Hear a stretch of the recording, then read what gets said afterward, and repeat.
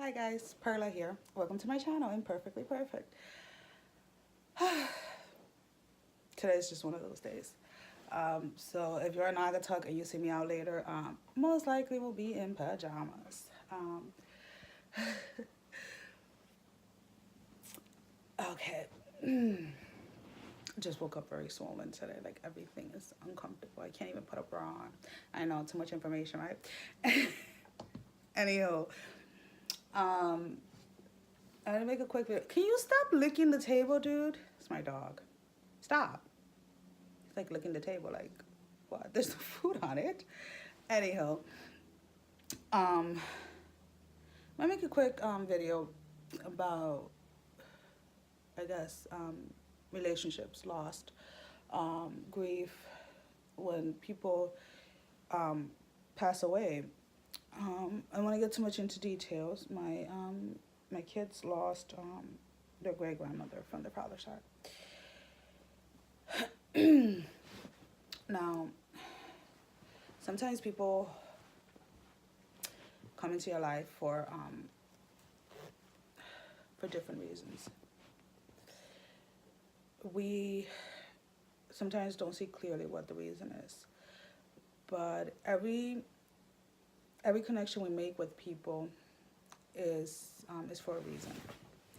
There is either something to learn, there is something to gain, either emotionally or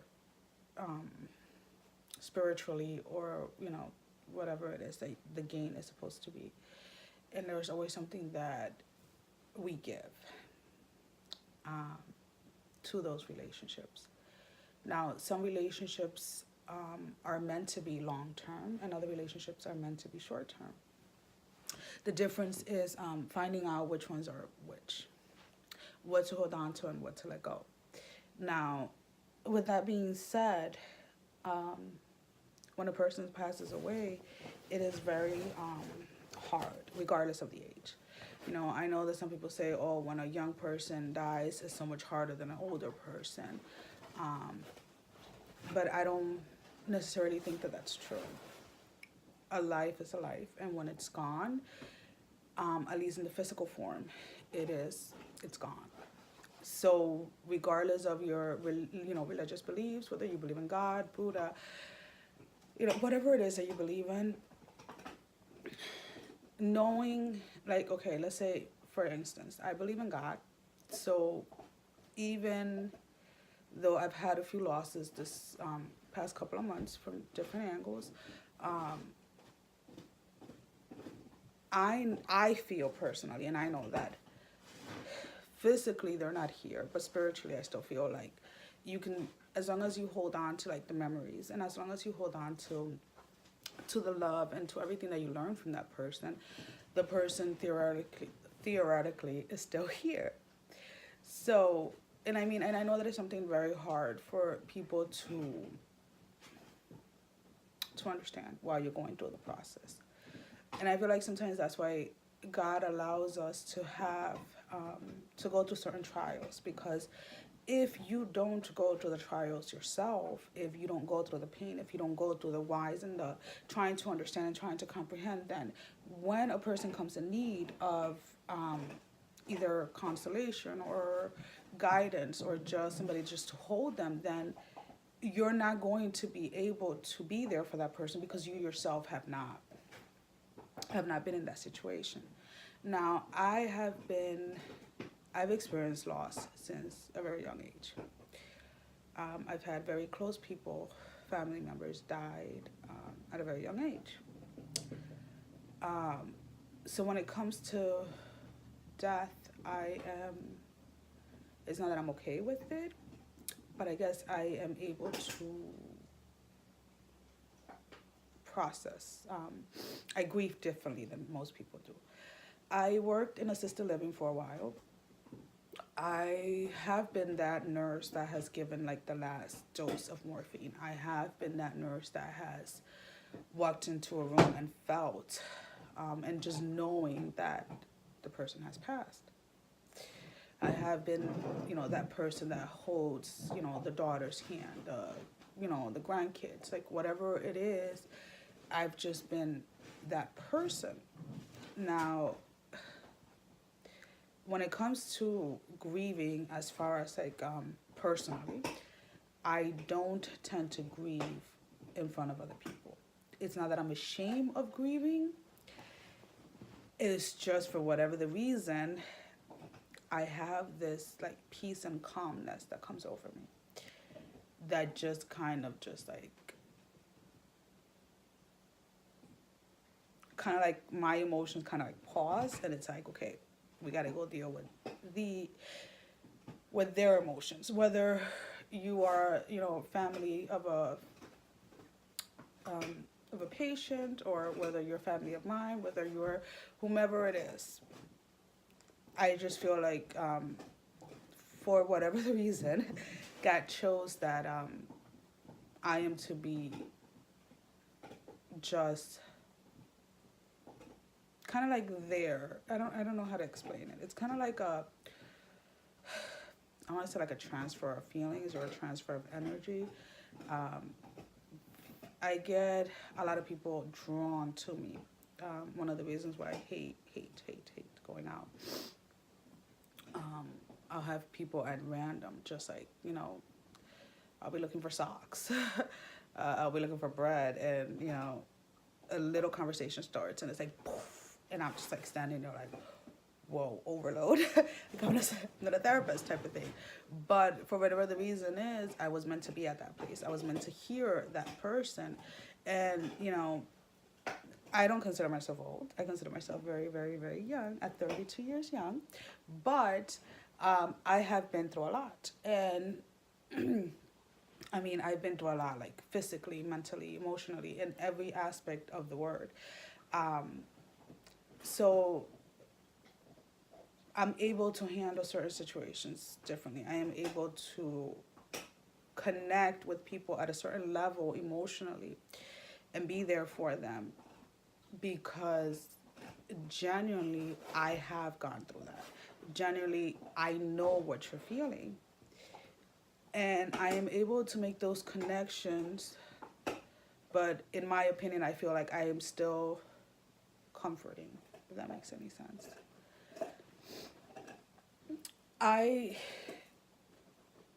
When a grandparent dies, or a great-grandparent, or somebody that is considered the rock, or the center of the family, it is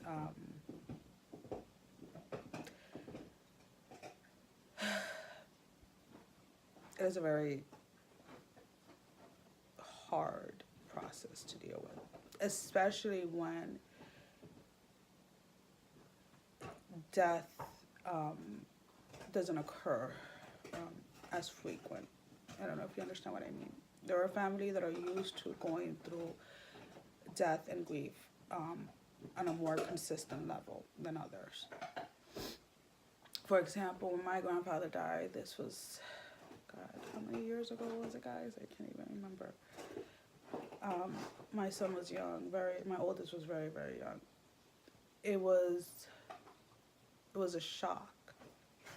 And I think it took a lot of us by shock, that during his funeral and everything, we were kind of like all more or less calm, because it was still like, and I'm going to be honest, we all thought my grandmother was going to go first. And lady's almost pushing 100, let's just say. But when it is something that shocks like people in such a profound way, sometimes we don't process the emotions right away. And it takes a little longer to process those emotions. Good morning, sweetie. Good morning. So when it's something that you are literally seeing somebody dying, and you get torn between the wanting them still to be here with you, and the wanting them not to leave you.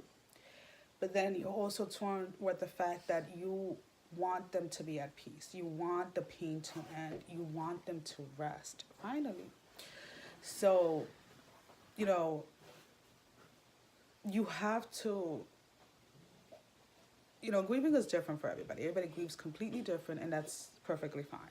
And I am sorry if I'm tearing. I'm just kind of like, But grieving is completely different for everyone.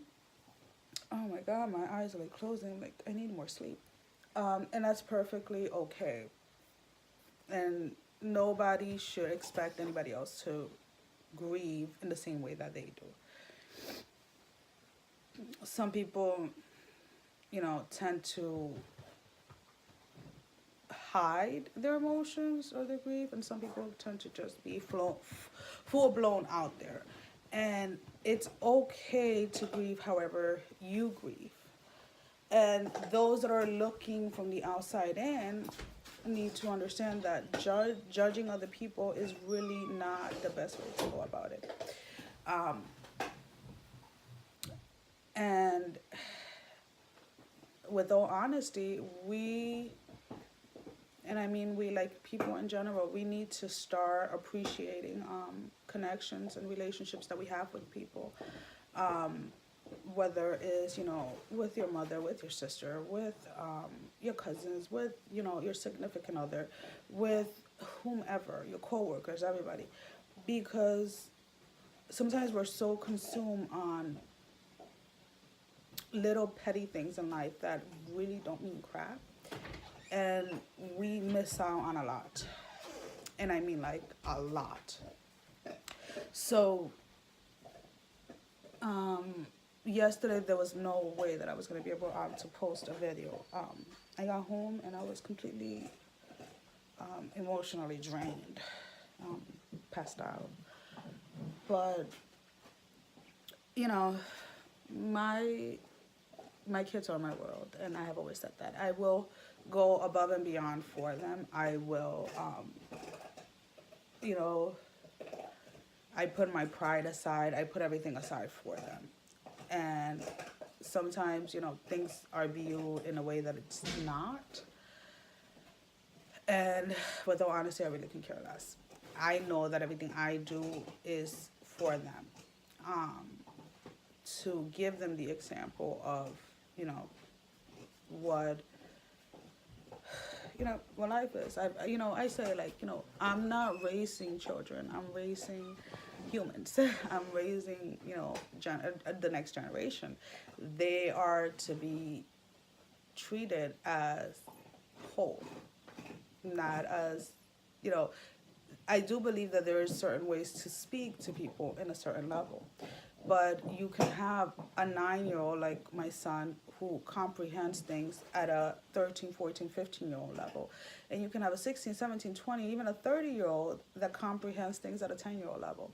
So this whole thing, like, when I speak to my kids about death, and we've spoken about it before, because when I used to work in the assisted living, and they would see me come home after, a patient dying or passing away, and I would have to hold it together. And then when I got home, I would just kind of like release all of that. Because, when you work in any type of long-term care type of work, you make connections with the patients, you make connections with the family, you make bonds, it becomes a real, relationship. So, and at a very young age, I would try and explain to them, like, what I was going through and what the process was of what was going on. Of course, to each of their level, but not because they were considered kids or children. It's just everybody process information at a different level.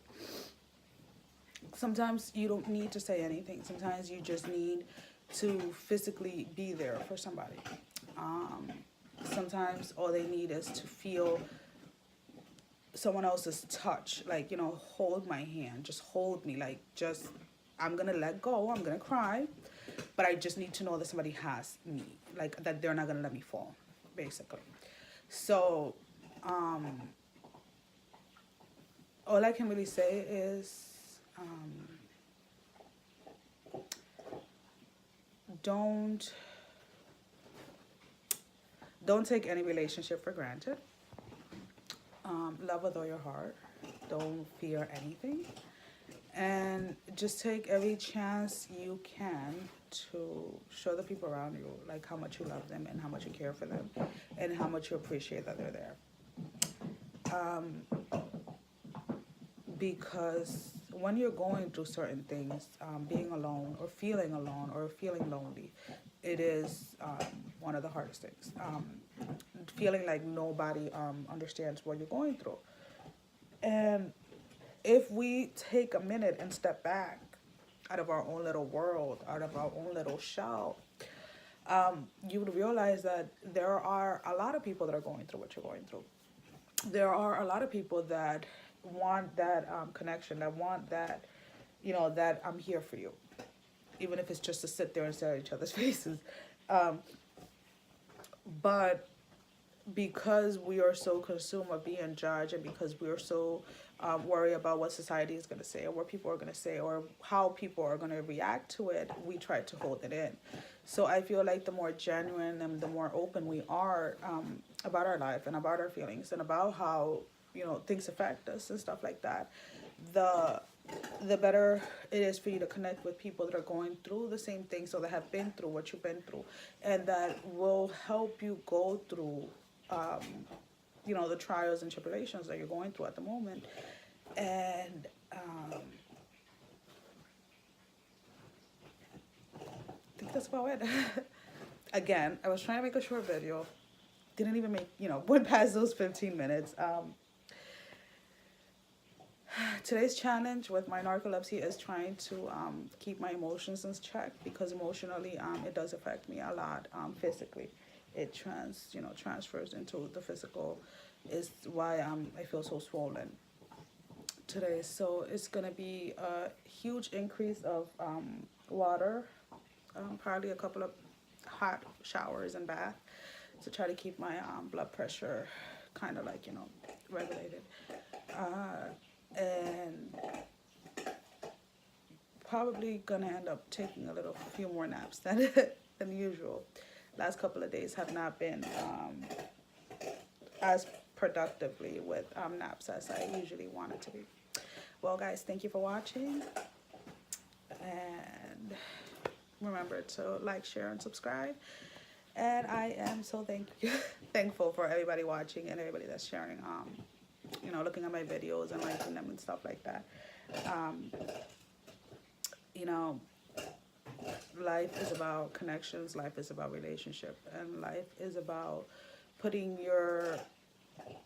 yourself out there and just allowing God to use you in whatever way he wants to use you. Bye-bye.